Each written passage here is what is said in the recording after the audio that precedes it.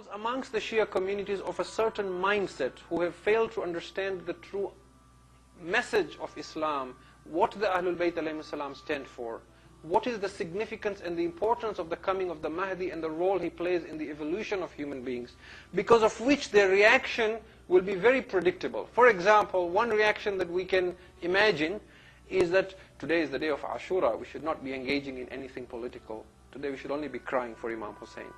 So let's not listen to what this man has to say until tomorrow. Which will be very ironic, isn't it? Because the Imam has come, primarily one of the things he represents is the avenging the murder of his grandfather, Imam Hussein alayhi salam. This is a big part of the return of the Imam and his revolution.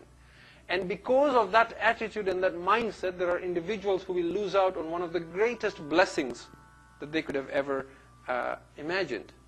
So there is a certain mindset, there is a certain thought process, and this is something that I have talked about again and again in all the years that I have preached here and elsewhere, that our failing and our swaying towards extremism either way, either in lacking in catching up with the Ahlul Bayt alayhi salam or exceeding and going overboard, is primarily because we love the Ahlul Bayt alayhi salam. We want their fada'il. We remember them and recite their masa'ib, which is all very good, but we do not understand how they think.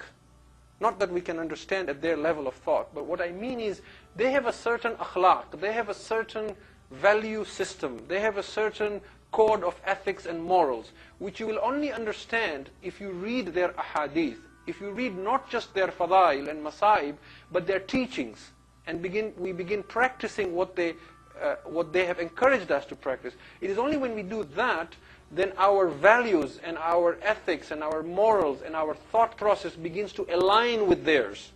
And then we begin to think the way they think within our capacity. It is only then that we relate to them in the real sense. So we're not waiting for some superhuman who is not really the person who is coming. He may be superhuman in different ways. For example, he may be the greatest teacher of Tawheed in the world. But we are waiting for somebody who's going to show us certain types of miracles, yet we have no concern about knowing God, for example. So this will also be something that we will talk about, inshallah.